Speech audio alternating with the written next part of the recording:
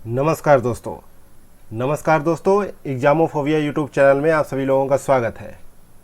जैसा कि थंबनेल से पता चल रहा होगा कि आज हम लोग उत्तर प्रदेश करंट अफेयर पे चर्चा करने वाले हैं, जिसके तहत हम लोग जनवरी 2022 से मई 2023 तक के करंट अफेयर पे चर्चा करेंगे और इसके आज हम लोग भाग पहले पे चर्चा करेंगे, यानी पार्ट फर्स्ट पे आज हम लोग चर्चा करेंगे, जिसके तहत इसमें 80 क्वेश्चन होंगे, साथ ही उसका एक्सप्लेनेशन होगा।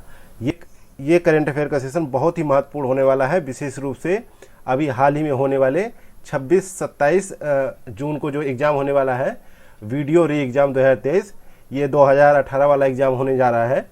इसी का री एग्ज़ाम हो रहा है 26 और 27 जून को। तो उसी के मद्देनज़र हम लोग करंट अफेयर और उत्तर प्रदेश के बजट पे और जो कुछ महत्वपूर्ण टॉपिक है उस पर चर्चा करेंगे। तो चलिए शुरू करते हैं आज का क्लास क्वेश्चन नंबर पहले के साथ।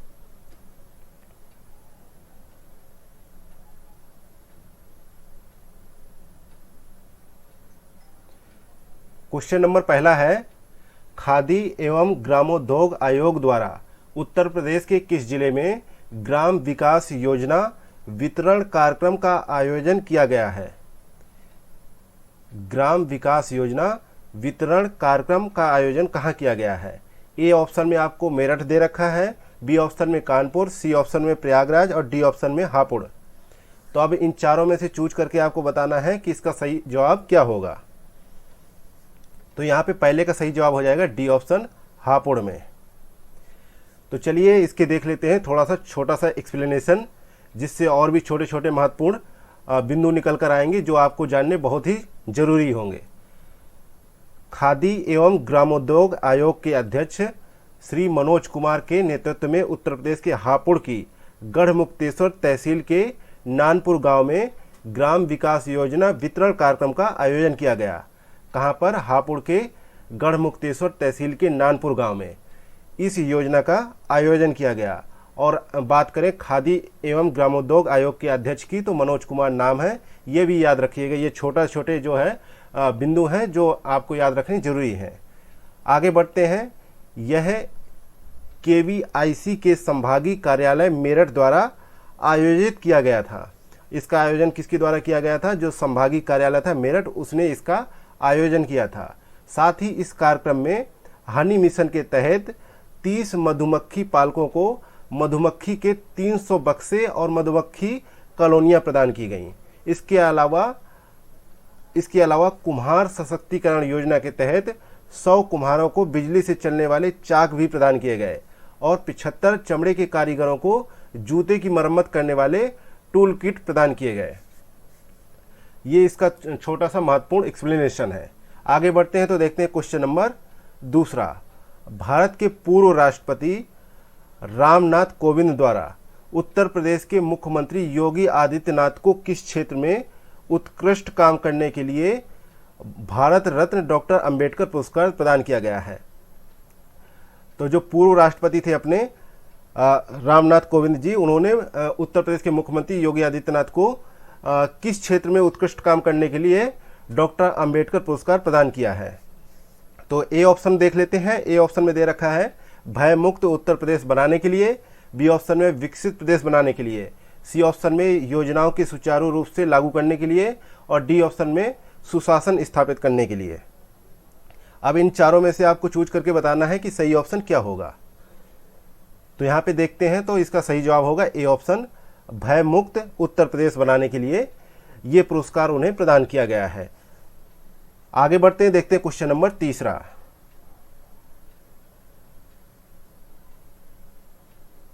क्वेश्चन नंबर तीसरा है, निम्न में से बच्चों के लिए डिजिटल हेल्थ कार्ड बनाने वाला पहला राज्य कौन सा बना है? ए ऑप्शन में मध्य प्रदेश है, बी ऑप्शन में उत्तर प्रदेश है, सी ऑप्शन में आंध्र प्रदेश है, डी ऑप्शन में कर्नाटका है। तो यहाँ पे सही जवाब चूज करना है, तो इसका सही जवाब होगा बी ऑप्शन, उत्तर प्रदेश। आगे बढ़ते हैं तो इसके थोड़े से एक्सप्लेनेशन पे चर्चा कर लेते हैं। तो पहला बिंदु कह रहा है कि हर बच्चे का यूनिक ID कार्ड बनाया जाएगा इसके तहत। साथ ही इस कार्ड के जरिए बच्चे के माता पिता, स्कूल, प्रशासनिक अधिकारी इस हेल्थ कार्ड को डाउनलोड कर सकते हैं। साथ ही नगर विकास विभाग और लखनऊ स्मार्ट सिटी द्वारा स्कूल स्वास्थ्य कार्यक्रम शुरू किया गया है। ये जो कार्यक्रम शुरू किया गया है ये किसके द्वारा शुरू किया गया है, तो नगर विकास विभाग और लखनऊ स्मार्ट सिटी द्वारा ये जो है स्कूल स्वास्थ्य कार्यक्रम शुरू किया गया है। पायलट प्रोजेक्ट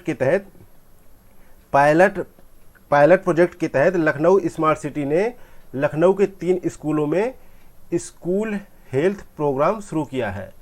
साथ ही परियोजना के तहत 1765 नगर पालिका स्कूली छात्रों के समग्र शारीरिक और मानसिक कल्याण के लिए एक डिजिटल स्वास्थ्य रिपोर्ट कार्ड भी बनाया जाएगा। साथ ही इन बच्चों को 25,000 रुपये के स्वास्थ्य बीमा का भी लाभ दिया जाएगा और 130 मापदंडों के आधार पर डिजिटल हेल्थ रिपोर्ट कार्ड बनाया जाएगा। इसके अलावा पायलट प्रोजेक्ट के सफल समापन के बाद कार्यक्रम को राज्य के अन्य 9 स्मार्ट शहरों में भी लागू करने की संभावना है, लागू किया जाएगा आगे आने वाले समय में। आगे बढ़ते हैं, देखते हैं क्वेश्चन नंबर 4। तो क्वेश्चन नंबर 4 देखते हैं। क्वेश्चन नंबर 4 है, उत्तर प्रदेश सरकार डिज्नीलैंड की तर्ज पर अयोध्या में रामलैंड बनाने की योजना बना रही है, इसे क्यों बनाया जा रहा है? तो यहाँ पे ए ऑप्शन में दे रखा है कि भगवान राम की कहानी सुनाने के लिए, बी ऑप्शन में दे रखा है चित्रकूट महिमा दिखाने के लिए, सी ऑप्शन में है कि सती अनुसुईया की कहानी सुनाने के लिए, और डी ऑप्शन में है कि राम भक्त हनुमान की कहानी दिखाने के लिए। तो आपको बताना है कि यहाँ पे कौन सा ऑप्शन सही होगा।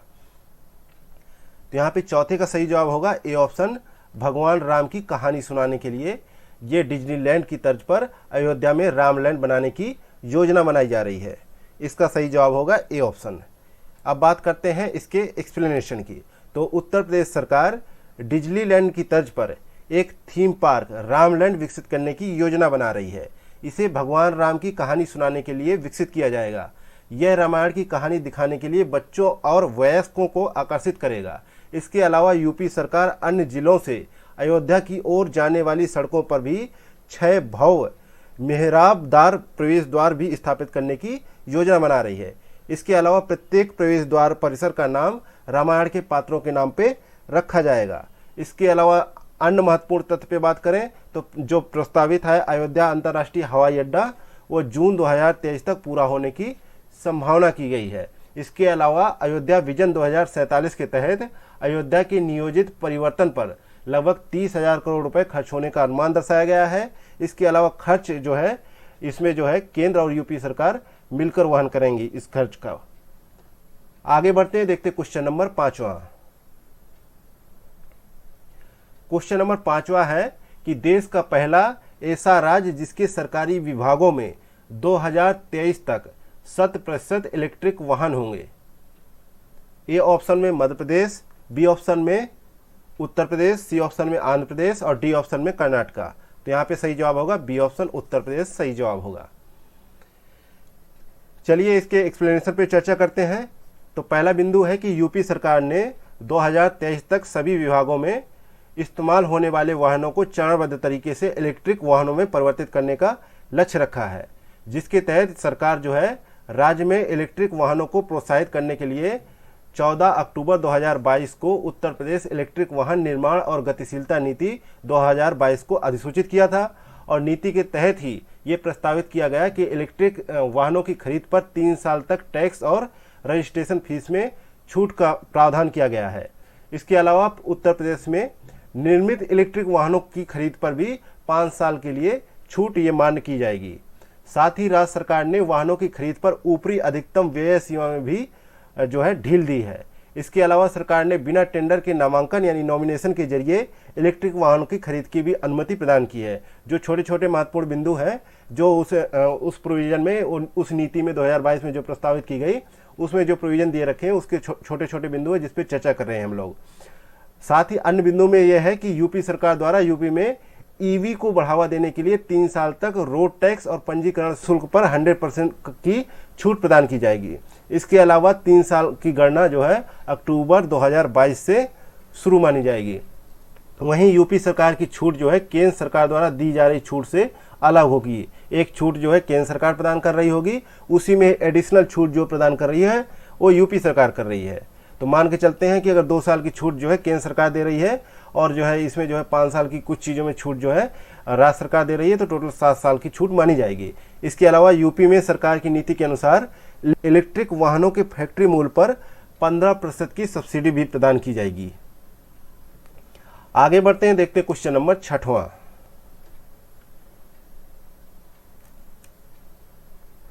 क्वेश्चन नंबर 6वां है, यूपी सरकार ने भारत सरकार के साथ लखनऊ के लोक भवन में किस योजना के तहत एक MOU पर हस्ताक्षर किए हैं? तो ए ऑप्शन में दे रखा है PM Kalyan Yojana, B option में दे रखा है PM Arogya Yojana, C option में दे रखा है पीएम मित्र योजना, डी ऑप्शन में पीएम जीवन ज्योति योजना। तो बताइए यहाँ पे कौन सा ऑप्शन सही होगा? तो यहाँ पे 6 का सही जवाब होगा सी ऑप्शन, पीएम मित्र योजना। तो चलिए इसके थोड़े से एक्सप्लेनेशन पे चर्चा कर लेते हैं। तो पीएम मित्र योजना के तहत समझौता ज्ञापन पर हस्ताक्षर किए हैं यूपी सरकार ने और भारत सरकार ने। इसके तहत लखनऊ और हरदोई जिलों में 1000 एकड़ के टेक्सटाइल पार्क को स्थापित किया जाएगा। साथ ही अब थोड़ा सा विवरण जान लेते हैं पीएम मित्र योजना के बारे में। तो सरकार ने 2021 में 7 मेगा एकीकरण कपड़ा क्षेत्र और परिधान की स्थापना के लिए अधिसूचना जारी की थी। इसे जो है 4445 करोड़ रुपए की लागत से लॉन्च किया गया था और इसके तहत ये जो है एक 5F जो लॉन्च किया गया उससे प्रेरित है। करते हैं पीएम मित्र पार्कों के लिए जो साइट निर्धारित की गई है, तो उसके लिए भी सरकार ने ऐसी चुनौतियों से निपटने के लिए कुछ मानदंड निर्धारित किए हैं जिसके तहत इन साइटों का जो है चयन किया जाएगा। आगे बढ़ते हैं, देखते हैं क्वेश्चन नंबर 7वां। क्वेश्चन नंबर 7वां है कि 2025 में उत्तर प्रदेश के प्रयागराज में महाकुंभ की तैयारियों के तहत राष्ट्रीय स्वच्छ गंगा मिशन द्वारा कितने घाटों के विकास के लिए एक परियोजना को मंजूरी प्रदान की गई?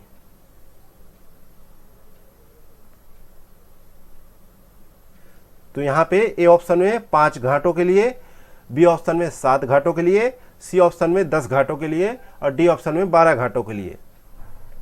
तो यहाँ पे बताना है 7वें का सही जवाब क्या होगा। तो 7वें का सही जवाब होगा बी ऑप्शन, 7 घाटों के लिए। नेक्स्ट है क्वेश्चन नंबर 8वां। उत्तर प्रदेश ने 27 मार्च 2023 तक वित्त वर्ष 2023 में प्राप्त धन का कितने प्रतिशत तक उपयोग कर लिया है? ए ऑप्शन में 92%, बी ऑप्शन में 88%, सी ऑप्शन में 105% और डी ऑप्शन में 99%। तो 8वें का सही जवाब होगा डी ऑप्शन, लगभग 99% तक उपयोग कर लिया है। इसका छोटा सा एक्सप्लेनेशन है तो इस पे भी चर्चा कर लेते हैं। तो उत्तर प्रदेश ने 27 मार्च 2023 तक वित्त वर्ष 2023 का जो प्राप्त धन है उसका लगभग 99% तक उपयोग कर लिया है, जबकि उत्तर प्रदेश को लगभग 427.5 करोड़ रुपए मिले थे। इसके बाद महाराष्ट्र, बिहार और पश्चिम बंगाल का नंबर आता है जिनको क्रमशः 341.34 करोड़, 219.95 करोड़ और 182.17 करोड़ रुपए जो है इन्हें क्रमबद्ध तरीके से मिले थे। आगे बढ़ते हैं, देखते क्वेश्चन नंबर 9वां। नेक्स्ट है क्वेश्चन नंबर 9वां। राष्ट्रपति द्रौपदी मुर्मू द्वारा राष्ट्रीय पंचायत पुरस्कार प्रदान किए गए, जिसके तहत उत्तर प्रदेश की किस ग्राम पंचायत को यह पुरस्कार प्रदान किया गया? ए ऑप्शन में दे रखा है सीतापुर उत्तर प्रदेश, बी ऑप्शन में गौरेला उत्तर प्रदेश, सी ऑप्शन में मिलक अवाती उत्तर प्रदेश और डी ऑप्शन में कालिकापुर उत्तर प्रदेश। तो बताइए यहाँ पे सही जवाब क्या होगा?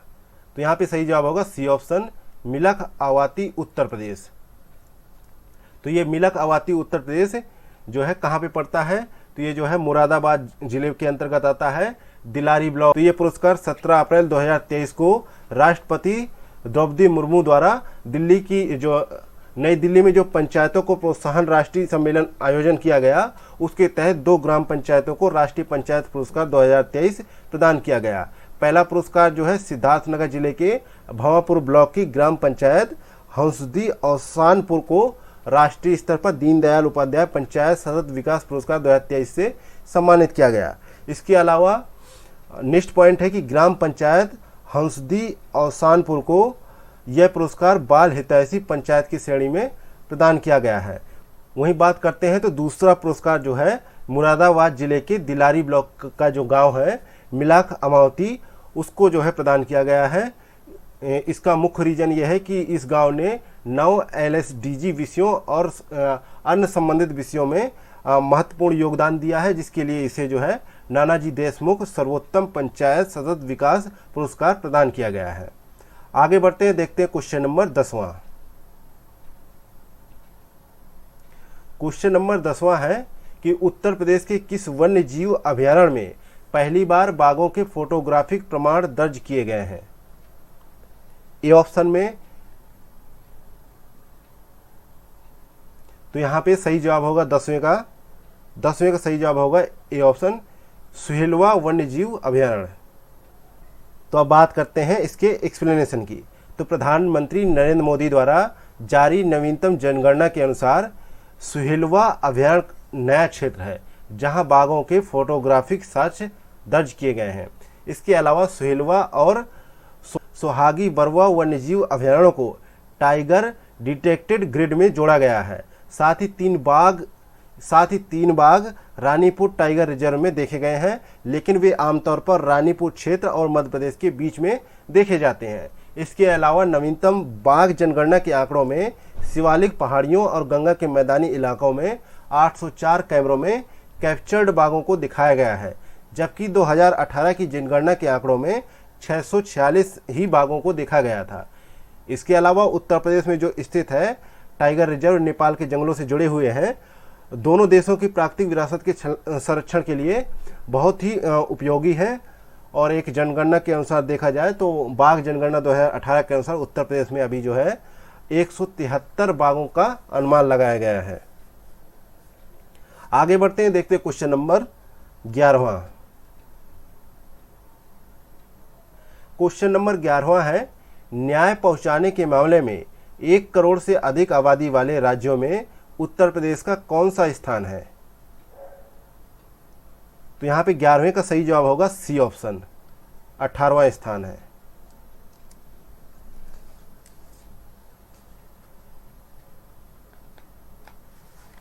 नेक्स्ट है क्वेश्चन नंबर 12वां। वित्त वर्ष 2022 में घरेलू और विदेशी बाजारों से 50 उत्पादों को जीआई टैग के लिए चुना गया था, जिसके तहत उत्तर प्रदेश कितने जीआई टैग के साथ सूची में सबसे ऊपर था? बताइए यहाँ पे 12वें का सही जवाब क्या होगा? तो यहाँ पे 12वें का सही जवाब होगा बी ऑप्शन 7। तो इसके एक्सप्लेनेशन पे चर्चा कर लेते हैं थोड़ा सा कि वित्त वर्ष 2022 में घरेलू और विदेशी बाजारों से 50 उत्पादों को जीआई टैग के लिए चुना गया था, जिसमें उत्तर प्रदेश के 7 जो है सम्मिलित थे, जिसके तहत उत्तर प्रदेश सूची में सबसे ऊपर था। इसके अलावा उत्तर प्रदेश से जीआई टैग के लिए किन किन को चुना गया था उस पर चर्चा कर लेते हैं।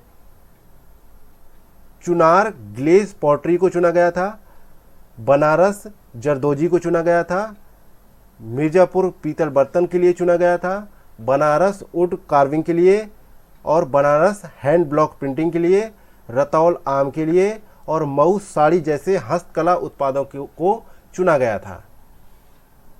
चलिए आगे बढ़ते हैं, देखते हैं क्वेश्चन नंबर 13वां। उत्तर प्रदेश के मुख्यमंत्री योगी आदित्यनाथ ने किस जिले में सेरीकल्चर मेले का उद्घाटन किया है? ए ऑप्शन में आगरा, बी ऑप्शन में कानपुर, सी ऑप्शन में लखनऊ, डी ऑप्शन में गोरखपुर। बताइए इसका सही जवाब क्या होगा?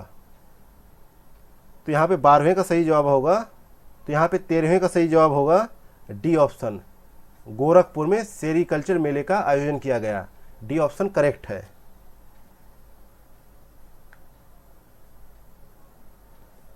अब बात करते हैं इसके एक्सप्लेनेशन पे। योगीराज बाबा गंभीरनाथ सभागार में सेरीकल्चर मेले का आयोजन किया गया। यह भी पूछा जा सकता है कि यह सेरीकल्चर मेले का आयोजन किस सभागार में किया गया था। तो ये छोटा सा वाला फैक्ट है, आप इसको याद रख सकते हैं अगर आप याद रखना चाहते हैं।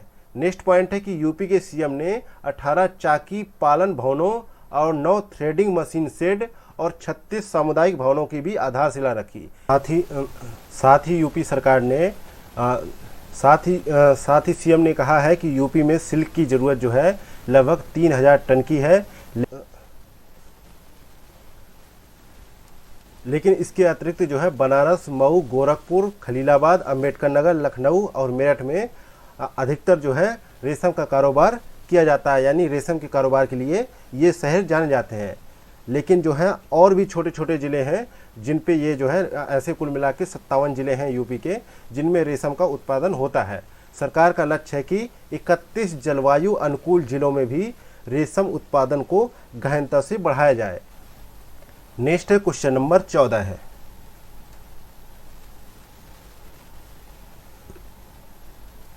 क्वेश्चन नंबर 14 है कि वित्तीय वर्ष 2022 में भारत का दूध उत्पादन बढ़कर 221.06 मिलियन टन हो गया। इसमें उत्तर प्रदेश का कितने प्रतिशत हिस्सा है? तो यहाँ पे 14 का सही जवाब होगा बी ऑप्शन, 14.93% उत्तर प्रदेश का हिस्सा है। बी ऑप्शन करेक्ट आंसर है। नेक्स्ट है क्वेश्चन नंबर 15 है। उत्तर प्रदेश गुणवत्ता संकल्प 23 मार्च 2023 को कहाँ पर लॉन्च किया गया? तो यहाँ पे 15 का सही जवाब होगा बी ऑप्शन, लखनऊ में लॉन्च किया गया। बी ऑप्शन करेक्ट आंसर है। आगे बढ़ते हैं, देखते हैं क्वेश्चन नंबर 16 है।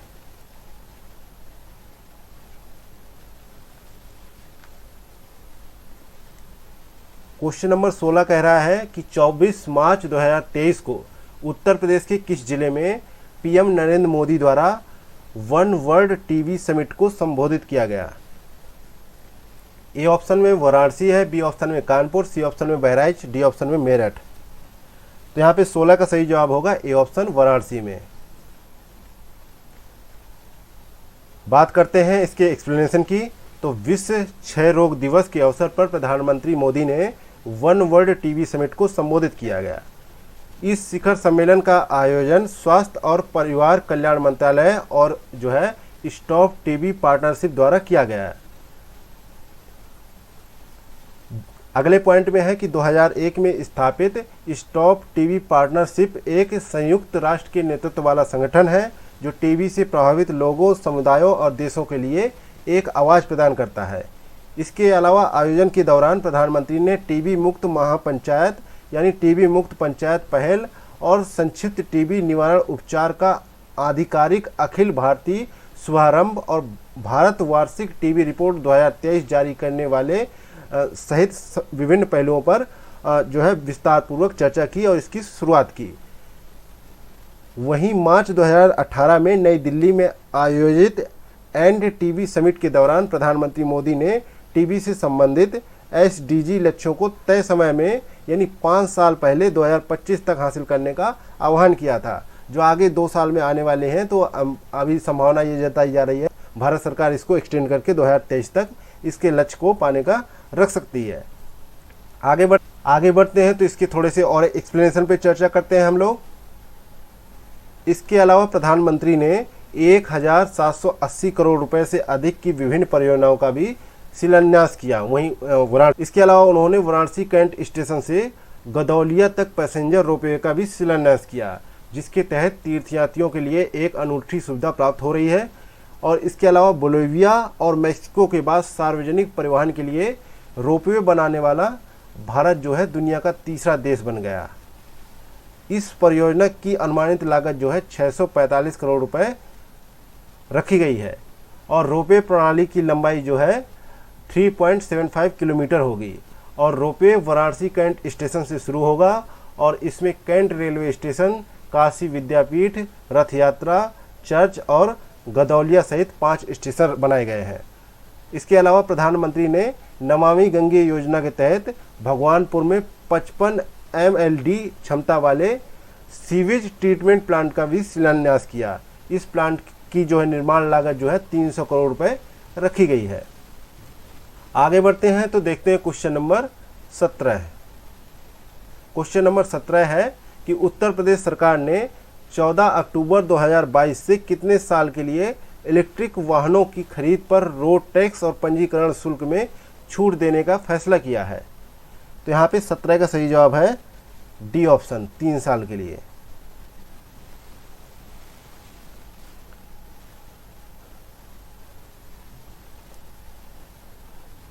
बात करते हैं इसके एक्सप्लेनेशन की। तो प्रदेश सरकार ने 14 अक्टूबर 2022 को 3 साल के लिए इलेक्ट्रिक वाहनों की खरीद पर रोड टैक्स और पंजीकरण शुल्क में छूट देने का फैसला किया है। इसके अलावा electric vehicle manufacturing and mobility policy 2022 के अनुसार 13 अक्टूबर 2025 तक उत्तर प्रदेश में बेचे और पंजीकृत इलेक्ट्रिक वाहनों पर 100% टैक्स की छूट भी दी जाएगी। अगर खरीदा गया इलेक्ट्रिक वाहन उत्तर प्रदेश से बनता है तो भी यह लाभ 5 साल के लिए मान्य किया जाएगा। ओके हैं, तो आगे बढ़ते हैं, देखते हैं क्वेश्चन नंबर 18 है। क्वेश्चन नंबर 18वां है कि केंद्र ने अपनी तरह का पहला शत्रु संपत्तियों का राष्ट्रीय सर्वेक्षण शुरू किया है, जिसके तहत अधिकांश शत्रु संपत्तियां किस राज्य में स्थित है। तो यहां पे 18वें का सही जवाब होगा बी ऑप्शन, उत्तर प्रदेश में स्थित है।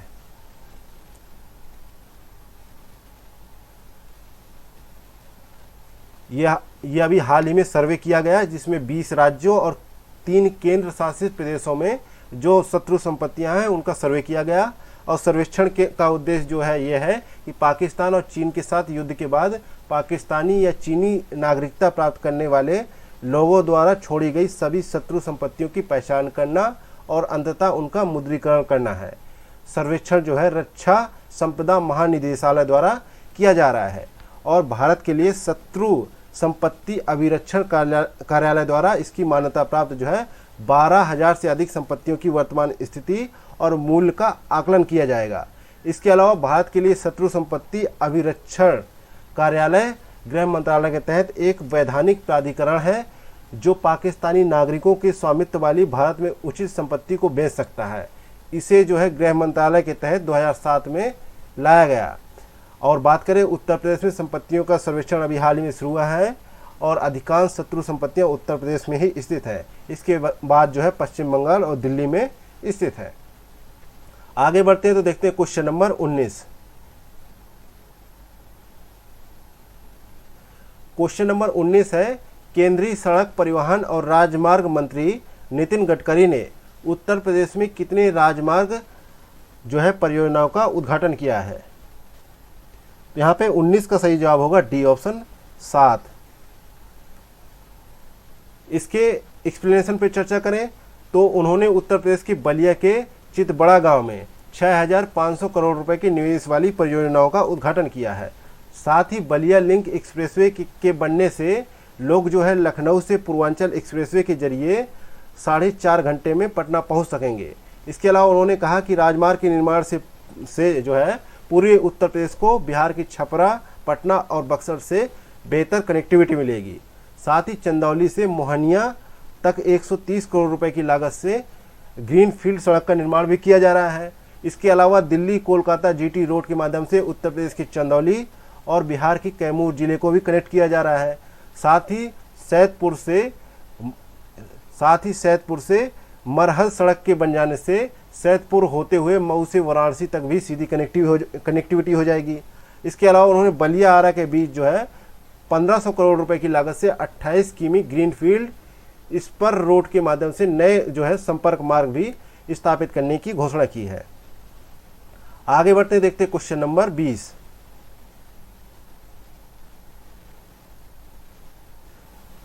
उत्तर प्रदेश सरकार द्वारा एमडीए दवाओं के महत्व के संदेश के साथ कितने लाख परिवारों तक पहुंचने के लिए D2C यानी डायरेक्ट टू कंज्यूमर अभियान शुरू किया गया है। तो यहाँ पर 20 का सही जवाब है ए ऑप्शन, 80 लाख परिवारों तक पहुंच बनाने के लिए डायरेक्ट टू कंज्यूमर अभियान शुरू किया गया है। नेक्स्ट है क्वेश्चन नंबर 21। पीएम मोदी ने किस जिले में उत्तर प्रदेश वैश्विक निवेशक शिखर सम्मेलन 2023 का उद्घाटन किया है। तो यहाँ पे 21 का सही जवाब होगा सी ऑप्शन, लखनऊ में किया है। इसका मुख्य उद्देश्य जो है स्थानीय व्यवसायियों और उद्यमियों को आकर्षित करने के लिए ये एक पहल है, जिसका स्तरीय निवेशक सम्मेलन आयोजित करने वाला बाराबंकी जो है इसके तहत पहला जिला बना है।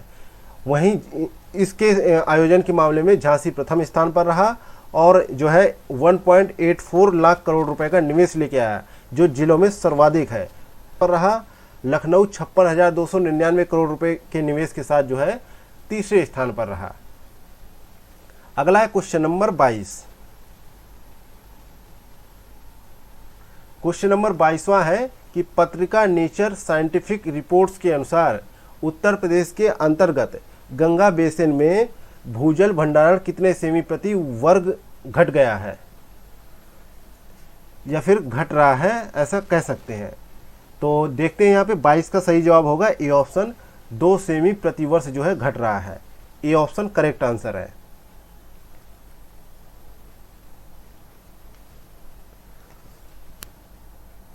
नेक्स्ट है क्वेश्चन नंबर 23। गणतंत्र दिवस परेड 2023 की सर्वश्रेष्ठ झांकी और मार्चिंग दस्ते के रूप में उत्तर प्रदेश की झांकी को कौन सा स्थान प्राप्त हुआ है। जो अयोध्या की झांकी थी यानी दीपोत्सव था, उसको जो है सर्वश्रेष्ठ झांकी के रूप में प्रदर्शित किया गया है। उसको जो है उत्तर प्रदेश की झांकी किस स्थान पर थी ये आपको बता। तो 23 का यहाँ पे सही जवाब है डी ऑप्शन, तीसरे स्थान पर थी। आगे बढ़ते हैं तो हम लोग 24 नंबर क्वेश्चन से पहले एक जो है करंट अफेयर है, जिसका मतलब कि बहुत डाटा रूप में दिया है, तो उसको थोड़ा सा बारीक से नजर मारते हैं। तो हेडिंग है कि उच्च शिक्षा पर अखिल भारतीय सर्वेक्षण रिपोर्ट 2020-21 जो है शिक्षा मंत्रालय द्वारा जारी किया गया कि 2019-20 में महिला नामांकन की संख्या 1.88 करोड़ से बढ़कर 2.01 करोड़ हो गई। इसके अलावा उच्च शिक्षा में नामांकन की बात की जाए तो 2019-20 में 3.85 करोड़ से बढ़कर 2020-21 में 4.14 करोड़ हो गई। इसके अलावा सकल नामांकन अनुपात जो है 2019-20 में 25.6 से बढ़कर 27.3 हो गया। वहीं एसटी छात्रों का नामांकन 2019-20 में 21.6 लाख से बढ़कर 20-21 में 24.1 लाख हो गया। और ओबीसी का भी ऐसे ही 32% की वृद्धि देखी गई। वहीं नामांकित छात्रों की संख्या के मामले में उत्तर प्रदेश, महाराष्ट्र, तमिलनाडु, मध्य प्रदेश, कर्नाटक, राजस्थान शीर्ष 6 राज्य रहे जहां ये नामांकन की संख्या बढ़ी है। वहीं स्नातक स्तर पर विषयों में नामांकन कला क्षेत्र में, कला के फील्ड में 33.5% जो सर्वाधिक रही। इसके बाद विज्ञान 15.5, वाणिज्य 13.9 और इंजीनियरिंग और प्रौद्योगिकी में 11.9% का उछाल देखा गया। वहीं 2014-15 से 2020-21 के दौरान राष्ट्रीय महत्व के संस्थान में नामांकन जो है कितना बढ़ गया, 61% की वृद्धि देखी गई। और 2019-20 से संकाय शिक्षकों की कुल संख्या में लगभग 47,914 की वृद्धि देखी गई। कॉलेजों और विश्वविद्यालयों की संख्या में भी वृद्धि देखी गई, जहां विश्वविद्यालयों की संख्या जो है 70 की वृद्धि हुई और कॉलेजों की संख्या जो है 1,453 की वृद्धि हुई। वहीं राष्ट्रीय महत्व के संस्थानों में जो है 2014-15 में 75 से बढ़कर 2020-21 में 149 हो गई। सबसे अधिक विश्वविद्यालय जो है राजस्थान में 92 है और उत्तर प्रदेश में 84 है और गुजरात में 83 है। और बात करें प्रति 100 पुरुष संकाय में महिला की बात करें तो 2019-20 में 74 से बढ़कर 2020-21 में 75 हो गई। आगे बढ़ते हैं, देखते हैं क्वेश्चन नंबर 24। क्वेश्चन नंबर 24 कह रहा है कि उत्तर प्रदेश के पूर्व मुख्यमंत्री और समाजवादी पार्टी के नेता मुलायम सिंह यादव को किस क्षेत्र में उत्कृष्ट कार्य के लिए मरणोपरांत पद्म विभूषण से सम्मानित किया गया है। तो यहाँ पे 24 का सही जवाब है बी ऑप्शन, लोक कार्य के लिए उन्हें सम्मानित किया गया है, पद्म विभूषण से सम्मानित किया गया है। बी ऑप्शन करेक्ट आंसर होगा। अगला है क्वेश्चन नंबर 25। उत्तर प्रदेश ने 24 जनवरी 2023 को अपना 73वां स्थापना दिवस मनाया। इस वर्ष उत्तर प्रदेश दिवस 2023 का मुख्य विषय क्या था। तो यहाँ पे 25 का सही जवाब होगा ए ऑप्शन, निवेश और रोजगार इसका मुख्य विषय था। ए ऑप्शन यहाँ पे सही जवाब होगा।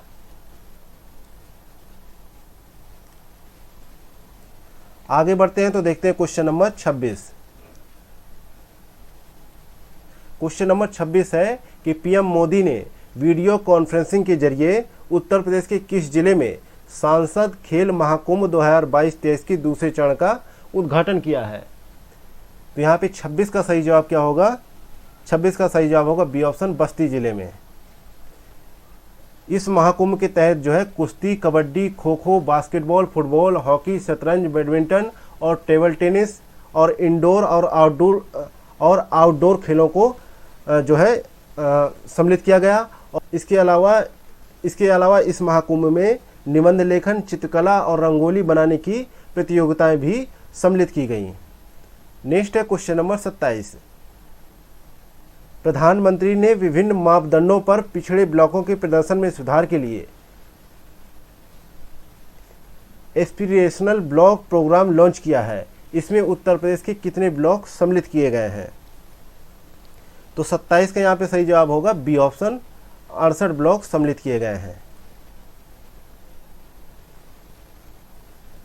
इसकी अधिसूचना जो है केंद्रीय बजट 2022-23 में की गई थी, जिसके तहत जो है 31 राज्यों और केंद्र शासित प्रदेशों को सम्मिलित किया गया, जिसके तहत 500 जिलों को कवर किया गया।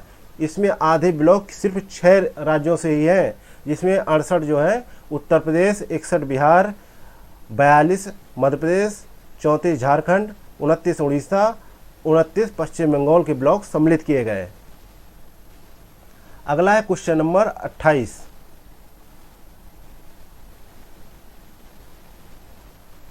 क्वेश्चन नंबर 28 है कि 8 जनवरी 2023 को बीजेपी नेता और बंगाल के पूर्व राज्यपाल केसरीनाथ त्रिपाठी का उत्तर प्रदेश के प्रयागराज में उनके आवास पर निधन हो गया।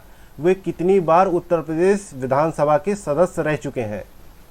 तो यहाँ पे 28 का सही जवाब होगा डी ऑप्शन, 6 बार। डी ऑप्शन यहाँ पे करेक्ट आंसर है। बात करें केसरीनाथ त्रिपाठी के बारे में, तो वे जो है जुलाई 2014 से जुलाई 2019 तक पश्चिम बंगाल के राज्यपाल के रूप में कार्य किया, और इससे पहले वे जो है राज्यपाल के रूप में छोटे कार्यकाल के लिए बिहार, मेघालय और मिजोरम का भी प्रभार संभाल चुके हैं। इसके अलावा वह 6 बार उत्तर प्रदेश विधानसभा के सदस्य रह चुके हैं।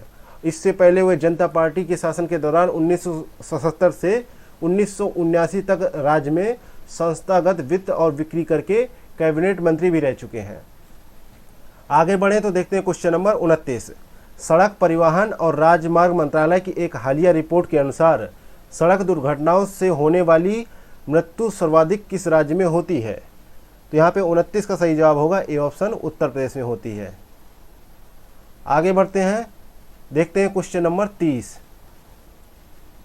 क्वेश्चन नंबर 30 है कि शहरी निकायों की जीवन शैली को वैश्विक मानदंडों के अनुसार बदलने के लिए उत्तर प्रदेश ने कितने दिवसीय राज्यव्यापी यूपी ग्लोबल सिटी अभियान की शुरुआत की है? तो यहाँ पे 30 का सही जवाब क्या होगा? ए ऑप्शन, 100 दिवसीय जो है इस अभियान की शुरुआत की है। ए ऑप्शन करेक्ट आंसर है। राज्य के शहरी विकास एवं ऊर्जा मंत्री अरविंद कुमार शर्मा ने सभी 762 नगरीय निकायों में इस अभियान की शुरुआत की है। इसके अलावा यह शहरी सुविधाओं, वायु गुणवत्ता में सुधार, बेहतर सफाई और सौंदर्यीकरण पर ध्यान केंद्रित करेगा। इसका मुख्य उद्देश्य जो है कचरे के उचित निपटान का भी है। आगे बढ़ते हैं, देखते हैं क्वेश्चन नंबर 31। भारतीय खाद्य सुरक्षा और मानक प्राधिकरण ने उत्तर प्रदेश की किस जेल को 5 सितारा रेटिंग और ईट राइट कैंप टैग से सम्मानित किया है? तो यहाँ पे 31 का सही जवाब है ए ऑप्शन, बुलंदशहर जेल को यह सम्मान प्रदान किया गया है। ए ऑप्शन यहाँ पे करेक्ट आंसर है। ये क्यों प्रदान किया गया है इसके बारे में जान लेते हैं। तो भारतीय खाद्य सुरक्षा और मानक प्राधिकरण की टीम ने रसोई के खाने की गुणवत्ता, भंडारण और स्वच्छता का निरीक्षण किया, जिसके तहत एक्सीलेंट रिमार्क दिया। खाना पकाने के लिए कर्मचारी साफ एप्रन, पूरी बाएं के दस्ताने और टोपी का भी उपयोग करते हैं। इसके अलावा फर्रुखाबाद जेल के बाद यह टैग पाने वाली बुलंदशहर जेल उत्तर प्रदेश की दूसरी जेल ऐसी बन गई है जिसको 5 सितारा रेटिंग प्रदान की गई है।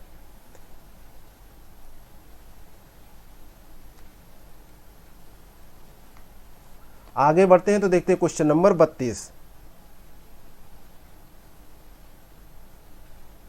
क्वेश्चन नंबर 32 कह रहा है कि मरीजों को बेहतर इलाज की सुविधा देने के लिए किस राज्य द्वारा मेडिकल कॉलेजों में ई सुश्रुत अस्पताल प्रबंधन सूचना प्रणाली शुरू की गई है।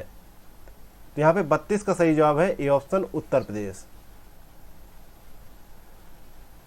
पहले चरण में केवल 22 मेडिकल कॉलेजों में इस व्यवस्था को शुरू किया गया है। इस सॉफ्टवेयर के जरिए जो है मरीजों का रजिस्ट्रेशन, भर्ती, डिस्चार्ज, एम्बुलेंस, खाना, दवाइयाँ और डॉक्टरों की डिटेल ऑनलाइन मौजूद रहेगी। इसके अलावा चिकित्सा शिक्षा विभाग और CDS ने संयुक्त रूप से ये जो है सॉफ्टवेयर डेवलप किया है। उन्होंने ई सुश्रुत HMIS सॉफ्टवेयर को यूपी सरकार को ट्रांसफ़र कर दिया गया है। इससे जो है मरीजों के इलाज से जुड़े कामों में पारदर्शिता आएगी और सॉफ्टवेयर के साथ मरीजों का पंजीकरण करने से उन्हें काउंटर पर असुविधा होने से बचाया भी जा सकता है। इससे मरीजों को मदद भी मिलेगी। साथ ही अस्पतालों में डॉक्टरों की उपलब्धता की भी जानकारी आसानी से ट्रैक की जा सकेगी इसके द्वारा। इसके अलावा मरीज ऑनलाइन और नेट बैंकिंग के जरिए भी जो चार्जेस हैं उसका भुगतान कर सकेंगे। अब ये जो है Gorakhpur, Jhansi, Kanpur, Prayagraj, Agra, Meerut, KGMU, UP, UMS, सफाई, JIMS, ग्रेटर नोएडा, लोहिया संस्थान, Sanjay Gandhi PGI, Mirzapur medical college में ये सुविधा जो है लागू की गई है। आगे बढ़ते हैं, देखते हैं क्वेश्चन नंबर 33। क्वेश्चन नंबर 33 कह रहा है कि गृह मंत्रालय ने उत्तर प्रदेश के किन 2 जिलों के स्थानों के नाम बदलने की अनुमति प्रदान की है। तो वे जो 2 स्थान है वो किस जिले से संबंधित है ये बताना है। कुछ जिले के नाम नहीं बदले गए हैं, ठीक है, उन 2 जिलों के स्थानों के नाम बदले गए हैं। तो यहाँ पे जो है 33 का सही जवाब है ए ऑप्शन, गोरखपुर और देवरिया के जो 2 स्थान हैं उनके नाम बदले गए हैं। ये स्थान उत्तर प्रदेश में गोरखपुर में मुंडेरा बाजार नगर पालिका परिषद और देवरिया जिले में तेलिया अफगान गांव है। आगे बढ़ते हैं, देखते हैं क्वेश्चन नंबर 34। क्वेश्चन नंबर 34 कह रहा है कि यूपी के किस जिले की रहने वाली सानिया मिर्जा का भारतीय वायुसेना में फाइटर पायलट के तौर पर चयन हुआ है। तो यहाँ पे 34 का सही जवाब होगा ए ऑप्शन, मिर्जापुर की रहने वाली है जिनका जो है भारतीय वायुसेना में फाइटर और पायलट के रूप में चयन हुआ है। नेक्स्ट है क्वेश्चन नंबर 35। उत्तर प्रदेश के मुख्यमंत्री योगी आदित्यनाथ ने किस विश्वविद्यालय के परिसर में यूनेस्को भारत अफ्रीका हैकेथॉन 2022 का उद्घाटन किया। तो यहाँ पे 35 का सही जवाब होगा बी ऑप्शन, गौतम बुद्ध विश्वविद्यालय ग्रेटर नोएडा में जो है यूनेस्को भारत अफ्रीका हैकेथॉन 2022 का उद्घाटन किया मुख्यमंत्री योगी आदित्यनाथ ने। बी ऑप्शन यहाँ पे राइट आंसर होगा। आगे बढ़े तो देखते हैं क्वेश्चन नंबर 36। क्वेश्चन नंबर 36 कह रहा है कि स्मार्ट सिटी ऑफ नॉलेज के निर्माण के लिए यूपी सरकार ने किस यूनिवर्सिटी के साथ एक समझौते पर हस्ताक्षर किए हैं। तो यहाँ पे 36 का सही जवाब है बी ऑप्शन, ऑस्टिन यूनिवर्सिटी के साथ में। बी ऑप्शन यहाँ पे राइट आंसर होगा। अब बात करते हैं इसके एक्सप्लेनेशन की। तो स्मार्ट सिटी ऑफ नॉलेज 42 अरब अमेरिकी डॉलर की लागत से 5000 एकड़ पर बनाया जाएगा और स्मार्ट सिटी ऑफ नॉलेज में दुनिया के सर्वश्रेष्ठ विश्वविद्यालय शामिल होंगे और UPCIDA ने उत्तर प्रदेश में डेटा सेंटर और लॉजिस्टिक्स सेवाओं के लिए सिंगापुर स्थित स्टार कंसोर्टियम प्राइवेट लिमिटेड के साथ एक समझौते पर हस्ताक्षर भी किए हैं। आगे बढ़ते हैं तो क्वेश्चन नंबर 37 है, लेकिन उससे पहले एक करंट अफेयर है जो बहुत ही महत्वपूर्ण है, जिसको जान लेना जरूरी है। हेडिंग है कि यूपी सरकार ने एक जिले में एक खेल को बढ़ावा देने का फैसला किया है, जिसके तहत 75 जिले हैं यूपी में। तो हर एक खेल के लिए एक जिले को निर्धारित किया जाएगा जिसके लिए उस जिले की पहचान होगी। तो यहाँ पे देख लेते हैं, इससे जो है खेल को बढ़ावा मिलेगा और नई खेल नीति भी लागू की जाएगी और नई प्रतिभाएं भी जो है सामने आएंगी जो देश का जो है नाम रोशन करेगी और युवा पीढ़ी को जो है मौका मिलेगा खेल में अपना योगदान देने के लिए। इसके लिए राज्य के खेल और संस्कृति मंत्रालय इसको बढ़ावा दे रहे हैं। तो हम जान लेते हैं इसमें कि कौन सा खेल कहाँ पे जो है ज़्यादा खेला जाता है और कहाँ पे जो है एक खेल जो है और एक जो है जिले की प्रस्ताव को लागू किया जा सकता है। तो एथलेटिक्स में देखें तो मैनपुरी, फिरोजाबाद, जौनपुर, भदोही, संभल, सीतापुर, कासगंज, उन्नाव, अयोध्या, कौशाम्बी, एटा, अमेठी, रामपुर, सिद्धार्थनगर, संत कबीरनगर, चित्रकूट, बस्ती, हमीरपुर, हापुड़, मेरठ, गाजीपुर, शामली, बलिया और मुजफ्फरनगर है। वहीं टेबल टेनिस के लिए प्रसिद्ध है तो आगरा और कानपुर है। बैडमिंटन के लिए अलीगढ़ और गौतम बुद्ध नगर है। वहीं हॉकी के लिए प्रतापगढ़, मऊ, बरेली, लखनऊ, रायबरेली, हरदोई, फर्रुखाबाद, मुरादाबाद, बलरामपुर, इटावा और गाजियाबाद है। वहीं कुश्ती की बात करें तो वाराणसी, गोरखपुर, चंदौली, बागपत, आजमगढ़, देवरिया, महाराजगंज है। और बॉक्सिंग के लिए बात करें तो बुलंदशहर और कुशीनगर है। तीरंदाजी की बात करें तो सोनभद्र और ललितपुर है। वहीं फुटबॉल के लिए बात करें तो हाथरस है। और तैराकी के लिए है तो पीलीभीत है। शूटिंग के लिए बांदा है। कबड्डी के लिए कन्नौज है। लॉन टेनिस के लिए प्रयागराज है। चलिए आगे बढ़ते हैं, देखते हैं क्वेश्चन नंबर 37। क्वेश्चन नंबर 37 है, कोचीन शिपयार्ड द्वारा बनाए जाने वाला भारत का पहला हाइड्रोजन ईंधन सेल कटमरैन पोत उत्तर प्रदेश के किस जिले में बनाया जाएगा? तो यहाँ पे 37 का सही जवाब होगा ए ऑप्शन, वाराणसी में बनाया जाएगा। इस संबंध में कोचीन शिपयार्ड और भारतीय अंतर्देशीय जलमार्ग प्राधिकरण द्वारा समझौता किया गया है। और कोचीन शिपयार्ड के अनुसार वातानुकूलित हाइड्रोजन फ्यूल सेल कटमरैन पोत में कितने 100 यात्रियों की बैठने की क्षमता रखी जाएगी और जो है इसको जो है वाराणसी में तैनात किया जाएगा। आगे बढ़ते हैं, देखते हैं क्वेश्चन नंबर 38 है, लेकिन उससे पहले एक करंट अफेयर है जिस पे थोड़ा सा चर्चा कर लेते हैं हम लोग। करंट अफेयर है कि जल जीवन मिशन की जारी ताजा रैंकिंग में उत्तर प्रदेश, तो शाहजहांपुर जो है जिला है जो है उत्तर प्रदेश का, अक्टूबर 2022 में आकांक्षी जिलों के साथ सर्वश्रेष्ठ प्रदर्शन करने वाले जिले में पूरे भारत में शीर्ष स्थान प्राप्त किया है। इसके अलावा बुलंदशहर, बरेली और मिर्जापुर अन्य जिले हैं जिन्होंने अच्छा प्रदर्शन किया है। सर्वश्रेष्ठ प्रदर्शन की श्रेणी में दूसरे स्थान पर बुलंदशहर है। ये तेजी से आगे बढ़ने वाले जिलों में तीसरे स्थान पर है। वहीं बरेली सबसे अच्छा प्रदर्शन करने वाली श्रेणी में दूसरे स्थान पर है और आकांक्षी श्रेणी में तीसरे स्थान पर है। और तेजी से आगे बढ़ने वाली श्रेणी में मिर्जापुर दूसरे स्थान पर है। इसके अलावा उत्तर प्रदेश के 3 जिलों ने फील्ड टेस्टिंग किट प्रशिक्षण श्रेणी में अच्छा प्रदर्शन किया है और पानी की जांच और एफटीके प्रशिक्षण देने में शाहजहांपुर भी सभी जिलों से आगे है। आगे बढ़ते हैं, देखते हैं क्वेश्चन नंबर 38। क्वेश्चन नंबर 38 कह रहा है, खेलो इंडिया यूनिवर्सिटी गेम्स के तीसरे संस्करण की मेजबानी उत्तर प्रदेश के किस शहर द्वारा की जाएगी? तो यहाँ पे 38 का सही जवाब है सी ऑप्शन, लखनऊ द्वारा की जाएगी। इसमें जो है इस प्रतियोगिता में जो है 6000 एथलीट हिस्सा लेंगे और जो है इसकी मेजबानी जो है वाराणसी और गौतम बुद्ध नगर करेंगे। आगे बढ़ते देखते हैं क्वेश्चन नंबर 40। क्वेश्चन नंबर 40 है, भारतीय कृषि अनुसंधान संस्थान ने किस राज्य में पूसा नरेंद्र काला नमक 1638 और पूसा नरेंद्र काला नमक 1652 नामक 2 नई किस्मों का परीक्षण किया है? तो यहाँ पे 40 का सही जवाब है ए ऑप्शन, उत्तर प्रदेश। ये काला नमक की जो किस्में हैं ये चावल की एक किस्में हैं जिसमें काली भूसी और एक शक्तिशाली सुगंध होती है। यह जो है भारतीय कृषि अनुसंधान संस्थान ने उत्तर प्रदेश में पूसा नरेंद्र काला नमक 1638 और पूसा नरेंद्र काला नमक 1652 नामक 2 किस्मों का परीक्षण किया गया है। ये अच्छी उपज देती हैं और यह आयरन और जिंक जैसे पोषक तत्वों से भरपूर होते हैं। इसके अलावा इसमें जो है अल्जाइमर को रोकने की भी शक्ति है। आगे बढ़ते हैं, देखते हैं क्वेश्चन नंबर 41।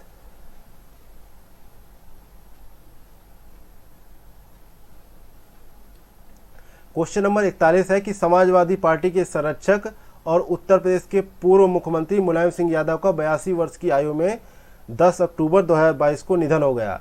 उन्हें किस उपनाम से संबोधित किया जाता था? तो यहाँ पे सही जवाब है ए ऑप्शन, धरतीपुत्र के नाम से उन्हें संबोधित किया जाता था। और जो है उनकी मृत्यु 10 अक्टूबर 2022 को हो गई। उनका जन्म जो है उत्तर प्रदेश के सफाई गांव में हुआ था 1939 में। और ये सफाई कहाँ पड़ता है? तो इटावा जिले में पड़ता है। वे 7 बार लोकसभा के लिए चुने गए। इसके अलावा वह वर्तमान में मैनपुरी से लोकसभा के सदस्य भी थे और वे 3 बार 1989 से 91 और 93 से 95 और 2003 से 7 तक प्रदेश के मुख्यमंत्री भी रहे और उन्होंने 1996 से 1998 तक 21वें रक्षा मंत्री के रूप में कार्यभार भी संभाला। इसके अलावा 1992 में उन्होंने समाजवादी पार्टी की स्थापना भी की और इसके अलावा उन्हें नेताजी के नाम से पुकारा जाता था। उन्हें उनके समर्थकों द्वारा धरतीपुत्र या मिट्टी का पुत्र भी कहा जाता था। इसके अलावा वे पहली बार 1967 में उत्तर प्रदेश विधानसभा के लिए चुने गए थे और वे 10 बार उत्तर प्रदेश विधानसभा के सदस्य रह चुके हैं। आगे चलते हैं तो देखते हैं क्वेश्चन नंबर 42। हाल ही में किस प्रदेश सरकार द्वारा नई electric vehicle manufacturing and mobility policy 2022 को मंजूरी दी गई है? तो यहाँ पे 42 का सही जवाब है ए ऑप्शन, उत्तर प्रदेश। आगे बढ़ते हैं तो देखते हैं क्वेश्चन नंबर 43।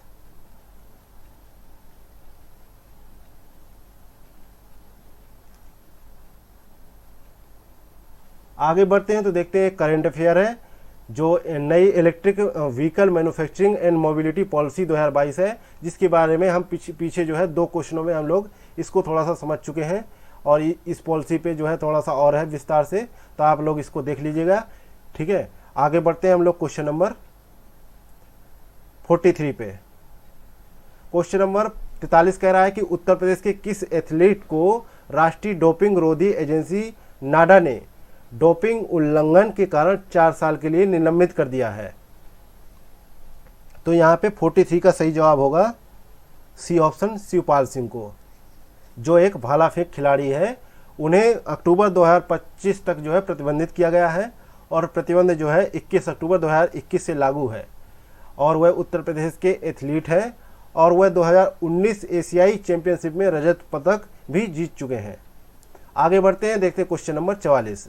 प्रधानमंत्री आवास योजना शहरी योजना में सर्वश्रेष्ठ प्रदर्शन करने वाले राज्य श्रेणी के तहत उत्तर प्रदेश को देश में किस स्थान पर रखा गया है? तो यहाँ पे 44 का सही जवाब होगा सी ऑप्शन, पहले पायदान पर रखा गया है। सी ऑप्शन राइट आंसर है। आगे बढ़ते हैं, देखते हैं क्वेश्चन नंबर 45।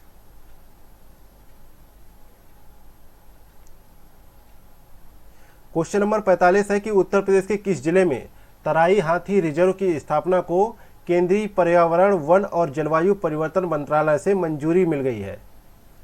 तो यहाँ पे 45 का सही जवाब क्या होगा? D option, Lakhimpur Kheri. D option correct answer है। उत्तर प्रदेश के लखीमपुर खीरी जिले में तराई हाथी रिजर्व की स्थापना को मंजूरी मिली है। तराई हाथी रिजर्व देश में 33वां और उत्तर प्रदेश में दूसरा है। 2009 में उत्तर प्रदेश में पहला हाथी रिजर्व जो है सहारनपुर और बिजनौर जिलों के शिवालिक में अधिसूचित किया गया था। TIR को 3049.39 वर्ग किमी के क्षेत्र में स्थापित किया जाएगा। इसको जो है यानी तराई हाथी रिजर्व को कितने क्षेत्र में? 3049.39 वर्ग किमी के क्षेत्र में स्थापित किया जाएगा। आगे बढ़ते हैं तो देखते हैं क्वेश्चन नंबर 46। मशहूर कॉमेडियन राजू श्रीवास्तव का निधन हो गया। आपको बताना है कि वे उत्तर प्रदेश के किस शहर के रहने वाले थे? तो यहाँ पे 46 का सही जवाब होगा डी ऑप्शन, कानपुर के रहने वाले थे। उनका जन्म 1963 में कानपुर शहर में हुआ था और एक अन्य जो है सरकार का जो है स्वच्छ भारत अभियान चलता है उसके ब्रांड एम्बेसडर भी थे हुए। आगे बढ़ते हैं, देखते हैं क्वेश्चन नंबर 47। क्वेश्चन नंबर 47 है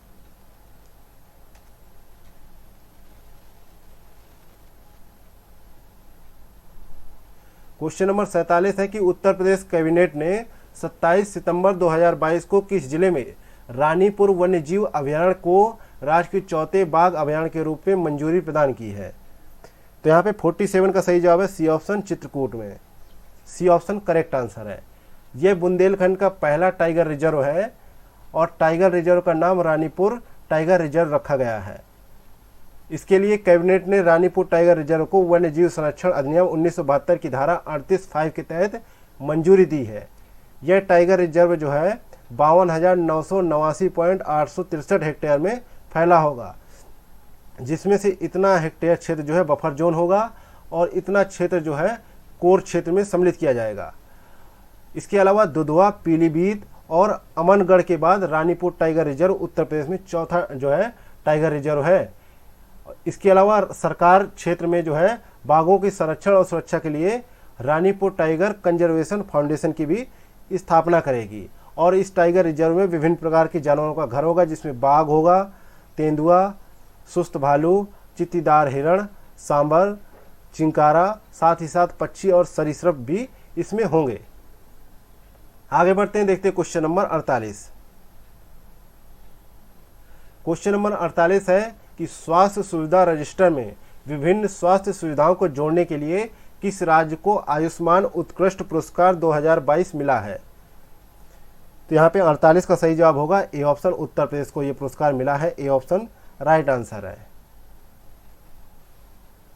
स्वास्थ्य सुविधा रजिस्टर में विभिन्न स्वास्थ्य सुविधाओं को जोड़ने के लिए उत्तर प्रदेश को आयुष्मान उत्कृष्ट पुरस्कार 2022 मिला है। उत्तर प्रदेश ने राष्ट्रीय स्वास्थ्य सुरक्षा रजिस्टर में 28,728 स्वास्थ्य सुविधाओं को जोड़ा है, जबकि कर्नाटक ने 23,838 स्वास्थ्य सुविधाओं को जोड़ने के साथ दूसरे स्थान पर है। इसके बाद आंध्र प्रदेश 13,335, महाराष्ट्र 12,902, 2 करोड़ ABH खातों के साथ उत्तर प्रदेश आयुष्मान भारत स्वास्थ्य खाता बनाने में दूसरा सबसे अच्छा राज्य है, इसलिए उसको जो है आयुष्मान उत्कृष्ट पुरस्कार प्रदान किया गया है। आगे बढ़ते हैं तो देखते हैं क्वेश्चन नंबर 49।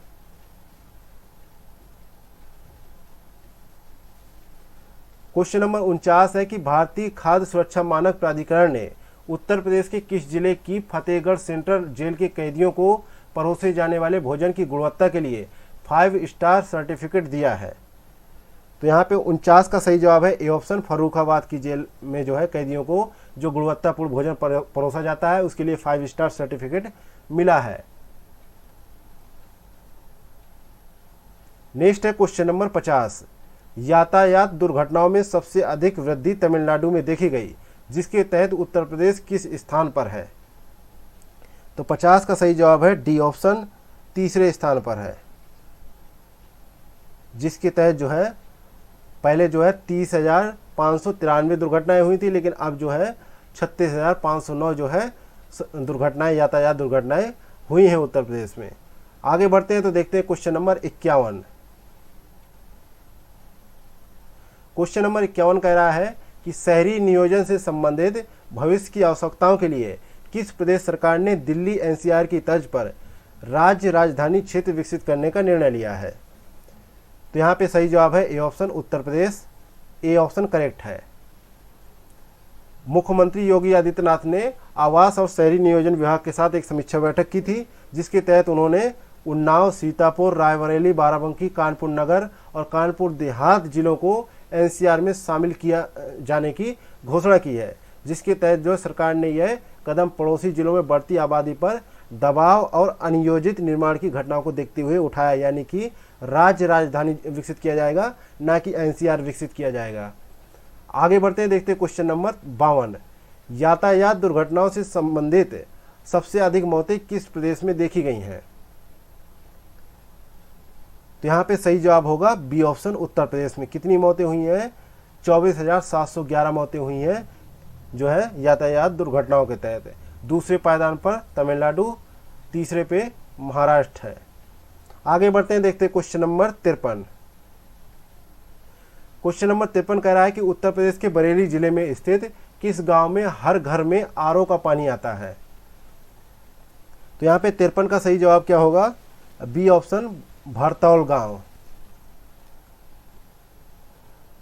इसके एक्सप्लेनेशन पे हम जाते हैं तो देखते हैं कि इस गांव में अब तक 5 RO लगाए जा चुके हैं और प्रत्येक को पानी की टंकी से जोड़ा गया है। यह एक आदर्श ग्राम पंचायत है और एक महिला आत्मनिर्भर गांव बनाने पर ध्यान केंद्रित कर रहा है। और इसके अलावा ये भरतौल गांव जो है केंद्र सरकार के द्वारा दिया जाने वाला पंडित दीनदयाल उपाध्याय पंचायत सशक्तिकरण पुरस्कार और मुख्यमंत्री पंचायत प्रोत्साहन पुरस्कार जो है जीत चुका है। गांव की बात करें तो गांव में कुल जो है 850 घर हैं, जिनमें से 350 घर जो है फौजियों के हैं और गांव की कुल आबादी जो है करीब 7,000 है। और इसके अलावा जो है गांव में डोर टू डोर कचरा संग्रहण और पृथक्करण प्रणाली भी विकसित है और पूरे गांव में सुरक्षा के लिए CCTV कैमरे भी लगाए गए हैं। और गांव में प्रत्येक घर में खुद का शौचालय भी है। इसके अलावा 275 गलियों में पक्की सड़कें भी हैं। आगे बढ़ते हैं, देखते हैं question number 54। Digital India mission के तहत ई अभियोजन पोर्टल के माध्यम से मामलों के निपटान और प्रविष्टि में उत्तर प्रदेश किस स्थान पर है? तो यहाँ पे 54 का सही जवाब है सी ऑप्शन, पहले स्थान पर है।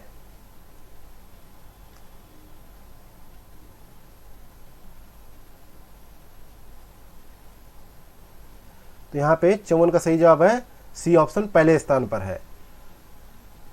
अब बात करते हैं इसके एक्सप्लेनेशन की। तो उत्तर प्रदेश ने ई अभियोजन पोर्टल के माध्यम से 9.12 मिलियन मामलों का निपटारा किया है, जिसके तहत 2.31 मिलियन के साथ मध्य प्रदेश दूसरे स्थान पर है, और जबकि बिहार 8,59,000 मामलों के साथ तीसरे स्थान पर है।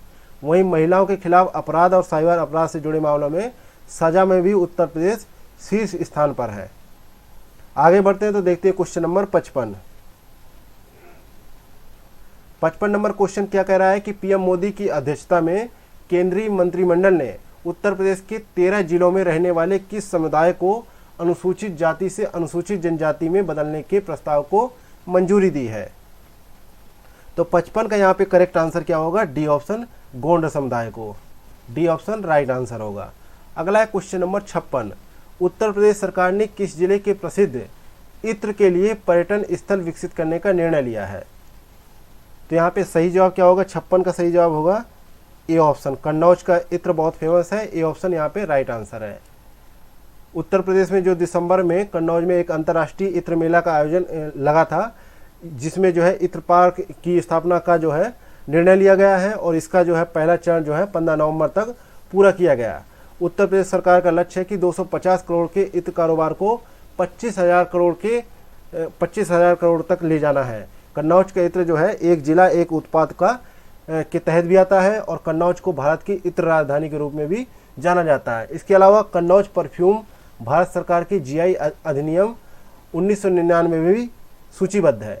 साथ ही कन्नौज परफ्यूम या कन्नौज का इत्र जो है बौद्धिक संपदा अधिकारों के व्यापार संबंधित पहलुओं पर समझौते के भौगोलिक संकेत के तहत भी संरक्षित, यानी जीआई टैग भी इसको मिला हुआ है।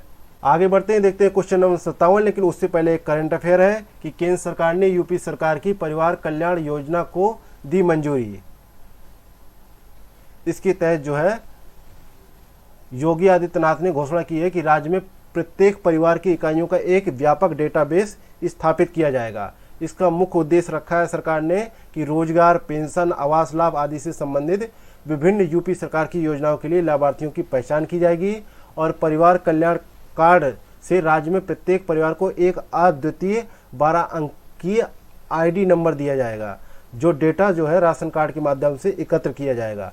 इसके अलावा ये प्रोग्राम जो है प्रयागराज में एक पायलट प्रोजेक्ट के रूप में शुरू किया गया है, जहां राशन कार्ड डेटा का उपयोग करके परिवारों की पहचान की गई और विभिन्न योजनाओं के लिए लाभार्थियों का सफलतापूर्वक मानचित्रण किया गया। इसके अलावा इलेक्ट्रॉनिक और आईटी मंत्रालय ने यूपी सरकार को आधार डेटा को परिवार कल्याण कार्ड से जोड़ने की भी सुझाव दिया है या अनुमति प्रदान की है, ऐसा भी किया है। लेकिन इसकी जैसे ही कुछ एक योजना है, ये जो प्रोजेक्ट है ये पहले से ही कर्नाटका में कुटुंब परिवार आईडी कार्ड, और राजस्थान में भामाशाह योजना, और मध्य प्रदेश में समग्र आईडी, और हरियाणा का जो है परिवार पहचान पत्र के रूप में पहले से ही मतलब कि ऐसी परियोजनाएं चालू की गई हैं। उसी का ही एक समकक्ष रूप उत्तर प्रदेश सरकार ने भी लेके आई है, जो एक बहुत ही व्यापक रूप से किया जाएगा, और बहुत ही सुगम जो है एक योजना है, जिससे जो है गरीब लोगों को ट्रैक किया जा सकेगा कि उसको जो है सरकारी जो है योजनाओं का लाभ मिल पा रहा है या नहीं मिल पा रहा है। जिनको नहीं मिल पा रहा उनको जो है उपलब्ध करवाया जाएगा, ऐसा मतलब कि इस योजना में प्रोविजन किया जाएगा। आगे बढ़ते हैं, देखते हैं क्वेश्चन नंबर 57। क्वेश्चन नंबर 57 कह रहा है कि उत्तर प्रदेश के किस जिले में 5 जुलाई 1946 में जन्मे असगर वजाहत को प्रतिष्ठित पुरस्कार व्यास सम्मान प्रदान किया गया है? तो यहाँ पे 57 का सही जवाब होगा डी ऑप्शन, फतेहपुर में जन्मे थे। डी ऑप्शन करेक्ट आंसर है।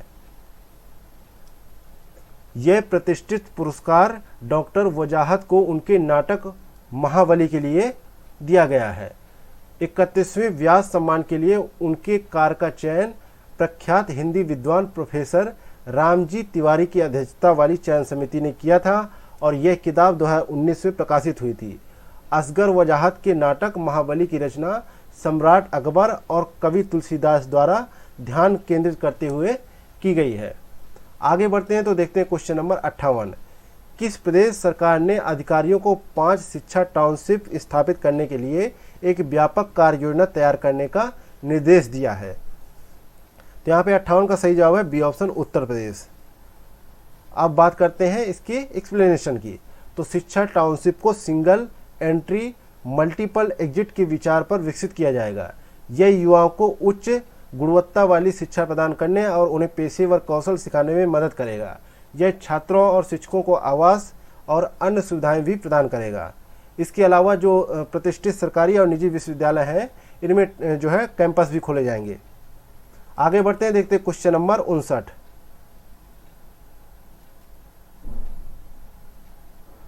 क्वेश्चन नंबर 59 है कि मुख्यमंत्री योगी आदित्यनाथ ने किस जगह पर सिंगापुर की तर्ज पर एक नाइट सफारी और जैव विविधता पार्क स्थापित करने का निर्णय लिया है? तो यहाँ पे 59 का सही जवाब होगा बी ऑप्शन, लखनऊ में। बात करते हैं इसके एक्सप्लेनेशन की। तो योगी आदित्यनाथ ने सिंगापुर की तर्ज पर एक नाइट सफारी और जैव विविधता पार्क स्थापित करने का निर्णय लिया है। यह कुकरेल वन क्षेत्र में भारत का पहला रात का चिड़ियाघर स्थापित होगा, यानी नाइट सफारी स्थापित होगा। भारत में जो है 13 डे सफारी यानी दिन की सफारी है, लेकिन रात का सफारी नहीं था अभी तक। पर्यटन एवं संस्कृति मंत्री जयवीर सिंह के अनुसार लगभग 2027.46 हेक्टेयर में फैले कुकरेल वन क्षेत्र में 350 एकड़ में रात की सफारी की स्थापना की जाएगी। जूलॉजिकल पार्क 150 एकड़ में स्थापित किया जाएगा इसके तहत जो है, और सरकार की योजना 75 एकड़ में तेंदुआ सफारी और 60 एकड़ में भालू सफारी और 75 एकड़ में टाइगर सफारी बनाने की है। जानवरों को पिंजरों में नहीं रखा जाए, इसके तहत जो जानवरों को पिंजरे में नहीं रखा जाएगा बल्कि जंगल में खुलेआम घूम सकेंगे। आगे बढ़ते हैं, देखते हैं क्वेश्चन नंबर 60। नेक्स्ट है क्वेश्चन नंबर 60। क्वेश्चन कह रहा है कि गाजियाबाद अलीगढ़ एक्सप्रेसवे ने 100 घंटे के अभूतपूर्व समय में कितने किलोमीटर की दूरी तय करते हुए बिटुमिन्स कंक्रीट बिछाने की शानदार उपलब्धि हासिल करते हुए इतिहास रच दिया है? तो यहाँ पे 60 का सही जवाब क्या होगा? B option, 100 kilometre. नेक्स्ट है क्वेश्चन नंबर 61। उत्तर प्रदेश ने किस हॉकी संघ को हराकर 13वीं हॉकी इंडिया सब जूनियर पुरुष राष्ट्रीय चैंपियनशिप 2023 जीती है? तो यहाँ पे सही जवाब होगा डी ऑप्शन, ओडिशा हॉकी संघ को हराकर उत्तर प्रदेश ने 13वीं हॉकी इंडिया सब जूनियर पुरुष राष्ट्रीय चैंपियनशिप 2023 जीती है। इसमें जो है उत्तर प्रदेश ने उड़ीसा को 7-1 से हराया और उज्ज्वल पाल ने 3 गोल किए, जबकि राहुल यादव, केतन कुशवाहा, राहुल राजबार और अजीत यादव ने 1-1 गोल किया। और हॉकी एसोसिएशन ऑफ ओडिशा की ओर से एकमात्र गोल जो है देवनाथ नानवर ने किया। नेक्स्ट है क्वेश्चन नंबर 62। 62 नंबर क्वेश्चन कह रहा है कि एक स्थान पर शिल्प और पर्यटन को प्रोत्साहित करने के लिए सरकार द्वारा वस्त्र को पर्यटन से जोड़ने के तहत 8 शिल्प गांवों को लिया गया है, जिसमें उत्तर प्रदेश के किन 2 गांवों को सम्मिलित किया गया है? तो यहाँ पे 62 का सही जवाब है ए ऑप्शन, नैनी और ताजगंज को सम्मिलित किया गया है। अगला है क्वेश्चन नंबर 63। सब्जी की खेती का प्रशिक्षण देने के लिए उत्तर प्रदेश के किस जिले में उत्कृष्टता केंद्र स्थापित किया जाएगा? तो यहाँ पे सही जवाब है 63 का बी ऑप्शन, चंदौली में। इसके तहत जो है 13.67 करोड़ रुपए का निवेश किया जाएगा। यह केंद्र जो है उन्नत तकनीकों का उपयोग करते हुए प्रशिक्षण प्रदान करेगा और इसके लिए जो है उद्घाटन जो है यूपी के कृषि मंत्री हैं जो सूर्य प्रताप शाही, उन्होंने कृषि विज्ञान केंद्र कालीपुर और जिला मुख्यालय के पास बागवानी परिसर में इस नर्सरी का उद्घाटन किया। हालांकि एक दूसरे फैक्ट में बात करें तो चंदौली जिले को हम जो है पूर्वी उत्तर प्रदेश के चावल के कटोरे के रूप में भी जानते हैं। अगला क्वेश्चन है क्वेश्चन नंबर 64। क्वेश्चन नंबर 64 कह रहा है कि उत्तर प्रदेश के संस्कृति विभाग ने उत्तर प्रदेश की लोक कला, प्रदर्शन कला और क्षेत्रीय व्यंजनों को बढ़ावा देने के लिए सामुदायिक रेडियो चैनल रेडियो जय घोष लॉन्च किया है। आपको बताना है कि ये कितने मेगाहर्ट्ज पर उपलब्ध होगा। तो यहाँ पे 64 का सही जवाब है बी ऑप्शन, 107.8 मेगाहर्ट्ज पर उपलब्ध होगा और यह सुबह 6 बजे से रात 10 बजे तक के कार्यक्रमों का प्रसारण करेगा। और यह जो है युवाओं और बच्चों को उत्तर प्रदेश के लोकाचार, रीति रिवाजों और मूल्यों से जोड़ने में मदद करेगा। इसके अलावा एक जो है दैनिक शो आएगा जो सौरनगर और राज्य के सभी 75 जिलों से लोक कथाओं को बढ़ावा देगा। आगे बढ़ते हैं तो देखते हैं क्वेश्चन नंबर 65। क्वेश्चन नंबर 65 कह रहा है कि मुख्यमंत्री योगी आदित्यनाथ ने किसानों की आय दोगुनी करने के लक्ष्य को प्राप्त करने के लिए किस योजना की शुरुआत की है। तो यहाँ पे 65 नंबर क्वेश्चन कह रहा है, 65 का सही जवाब है ए ऑप्शन, पंचामृत योजना की शुरुआत की है। अब बात करते हैं इसके एक्सप्लेनेशन की। तो इस योजना के तहत किसान अतिरिक्त आय के लिए गन्ने के साथ तिलहन, दाल और सब्जियां भी उगा पाएंगे। और इस योजना का मुख्य उद्देश्य है कि गन्ने की उत्पादन लागत को कम करना और उत्पादकता और भूमि की उर्वरता को बढ़ावा देना है, यानी बढ़ाना है। इस योजना का उद्देश्य पानी की बचत और गन्ने के ठूंठ और पत्तियों के अधिकतम उपयोग के माध्यम से लागत को कम किया जा सके। इसके अलावा उर्वरकों और कीटनाशकों के उपयोग को कम करने में भी मदद मिलेगी। पंचामृत योजना को लागू करने के लिए किसानों को सरकार उत्तम गन्ना किसान पुरस्कार भी प्रदान करेगी।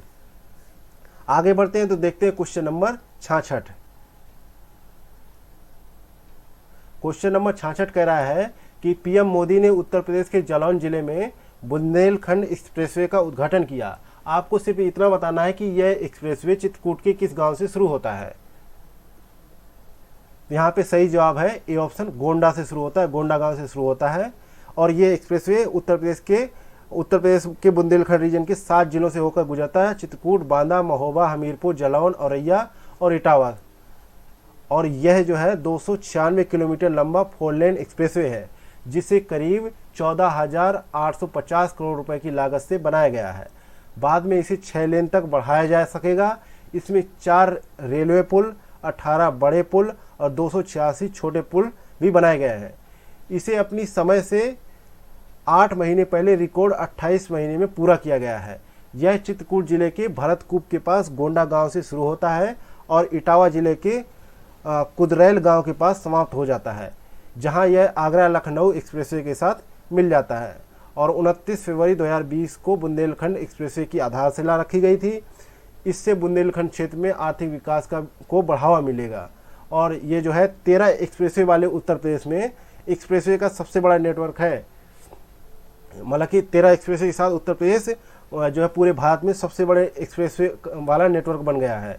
वहाँ 13 एक्सप्रेसवे कौन कौन से हैं, इसके लिए हम लोग देख लेते हैं।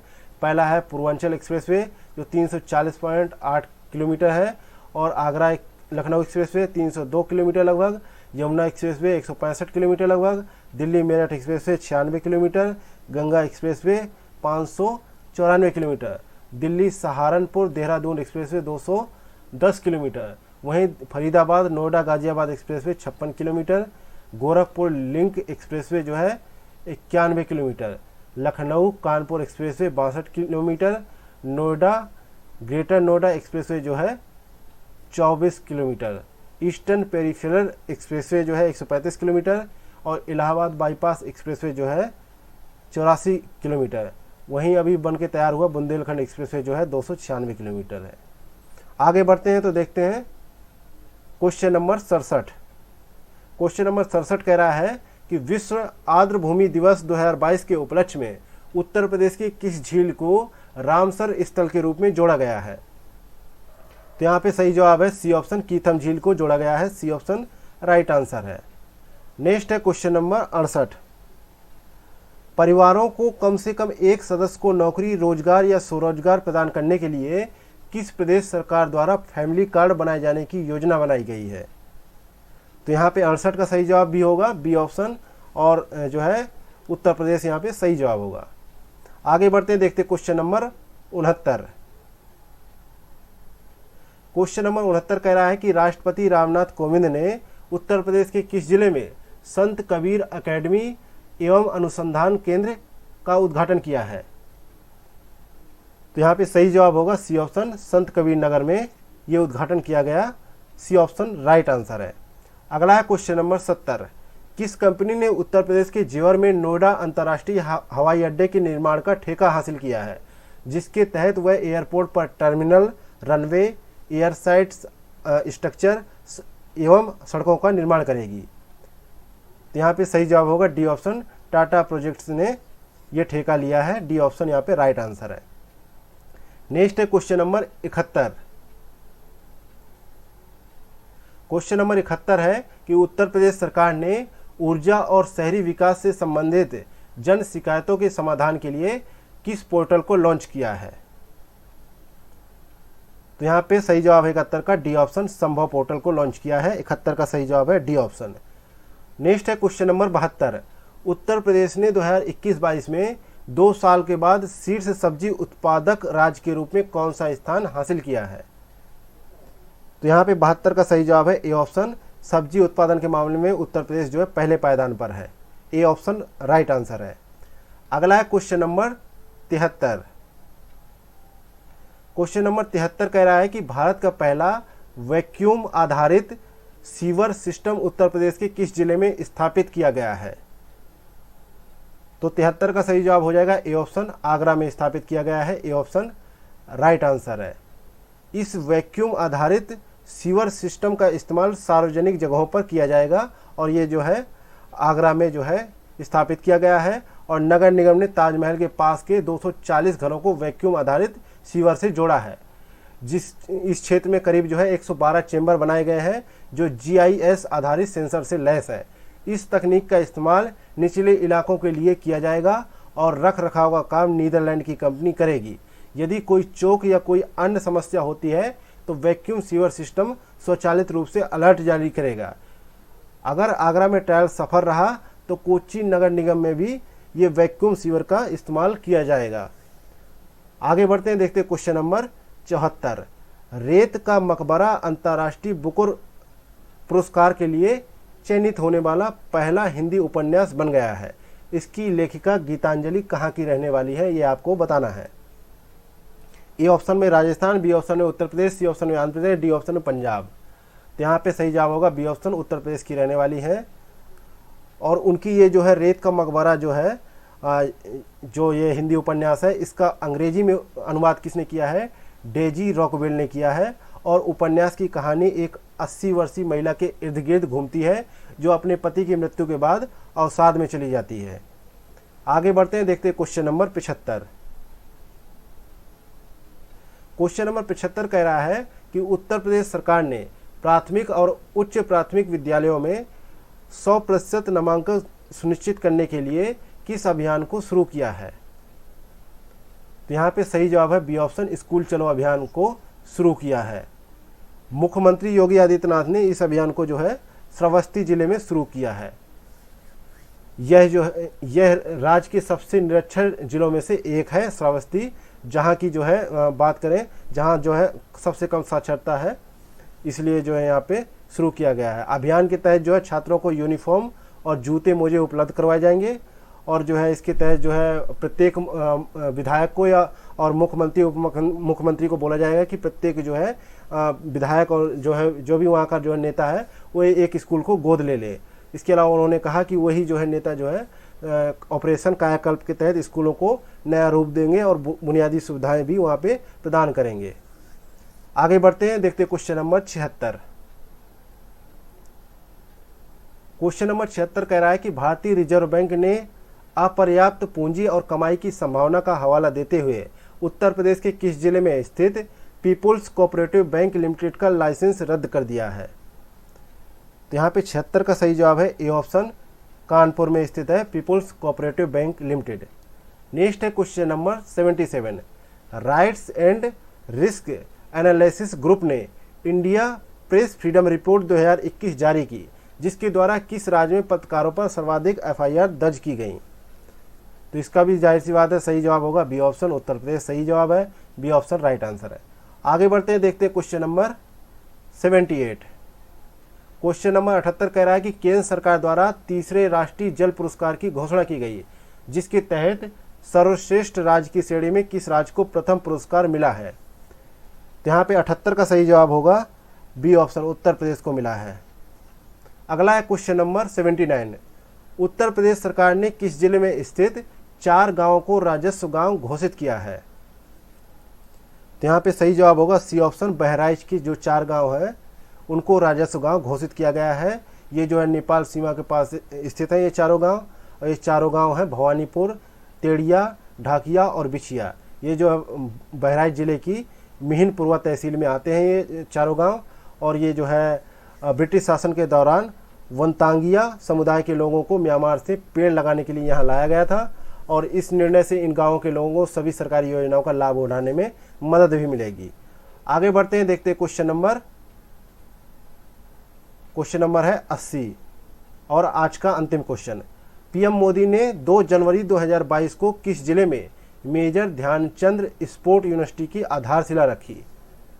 तो यहाँ पे 80 का सही जवाब होगा सी ऑप्शन, मेरठ। ये कब? 2 जनवरी 2022 को मेरठ में मेजर ध्यानचंद स्पोर्ट यूनिवर्सिटी की आधारशिला प्रधानमंत्री द्वारा रखी गई, ठीक है। और इसे लगभग 700 करोड़ रुपए की लागत से स्थापित किया जाएगा। इसमें आधुनिक और अत्याधुनिक सभी सुविधाएं उपलब्ध होंगी। इसमें निशानेबाजी, स्क्वैश और भारोत्तोलन, तीरंदाजी, कैनोइंग और कायाकिंग की सुविधाएं भी उपलब्ध होंगी। विश्वविद्यालय की क्षमता जो है लगभग 1080 खिलाड़ियों को प्रशिक्षण देने की होगी। इसी के साथ ही आज का जो है करंट अफेयर यहीं पे समाप्त करते हैं। मिलते हैं किसी नेक्स्ट वीडियो में। Thank you for watching Examophobia YouTube channel.